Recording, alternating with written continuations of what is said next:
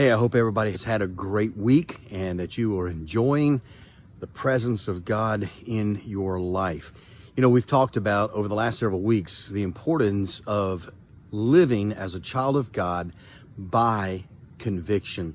And we talked some last week about the fact that there are some things that are like universal convictions for us, the basic essential things of the faith. And then there are issues that we come to our own convictions about on things that are non-essential to salvation and that we need to live by those convictions. But something that we also have to remember along the way in our journey of faith with Jesus through this life is that sometimes some of these non-essential convictions will change. Some things we will grow in and we will realize that maybe what we have been holding to as a conviction may not be God's best for us anymore, or it may be that we viewed it in an improper way and that maybe we were just flat out wrong about it and we need to make adjustments. The thing about this is this: you have to remember that living things grow and growing things change.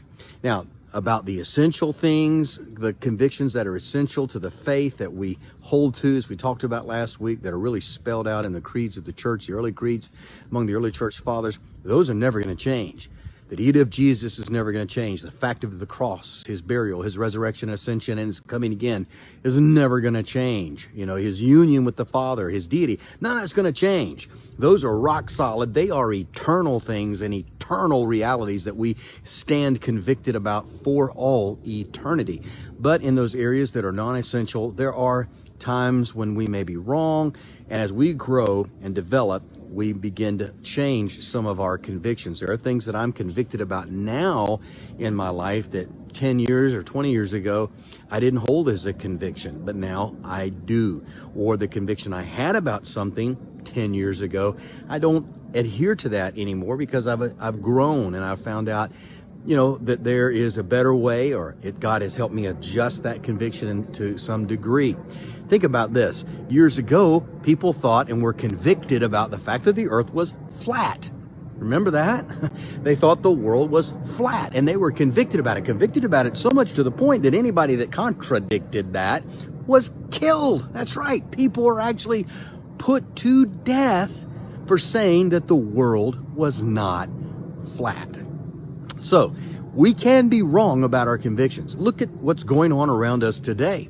People that are convicted that communism and Marxism is right. Well, sorry, it's wrong. Not only is it wrong, it is satanic. It is a philosophy that has been belched out from the very bowels of hell itself. Yet people are convicted that it's right. They're living by those convictions to the point where they're willing to take the lives of others. Dictators have taken power because they were convicted it was right.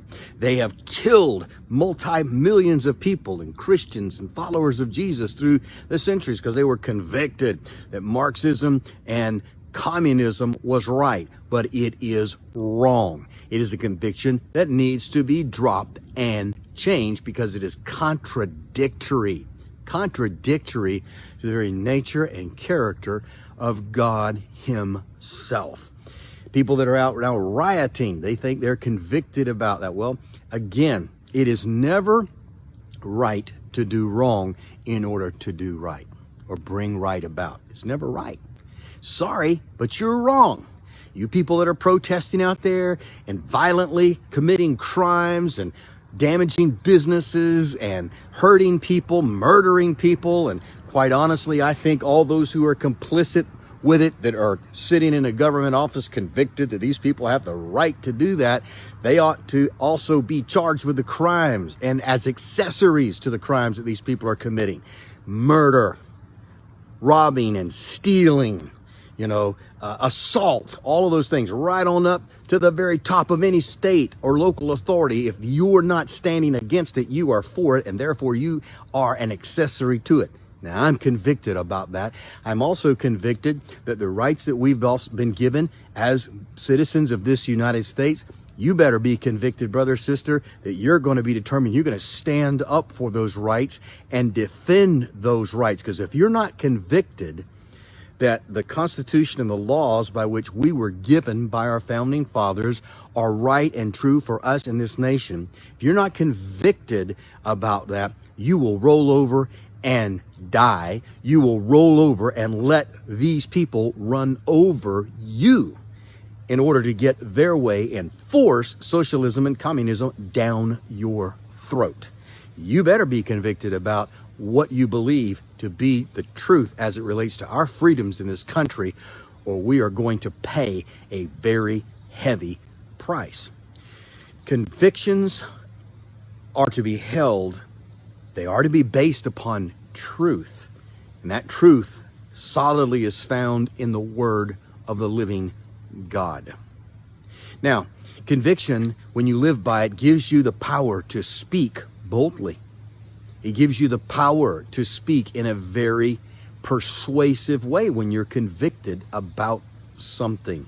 Hey, again, he was wrong, but he was convicted he was right. Look at what Adolf Hitler did to a whole nation of people, how people were swayed by his speeches, by his oratory, because he was convicted he was right. And they bought into what he was convicted about, even though he was, oh, so wrong. You see, what conviction will do for you as an individual, as a child of God, it will enable you to live fearlessly. And when you are able to live fearlessly, you are able to live fully. You are able to live the adventure that God placed you here to live. You're able to live at liberty and freedom when you live by conviction as a child of the Most High God. God will bless you to be, and as you are, a man or woman of conviction as well. He honors those who stand for what's right and what is true based upon His Word, His nature, His character. So I hope that you are committed to being a follower of Jesus who genuinely, truly, and wholeheartedly will live by your convictions. Now, more than any other time in our own lives, in our own history, is a time that's requiring men and women, young people, to live by their convictions before God and stand up for what is right, just, and true, even if it costs us everything.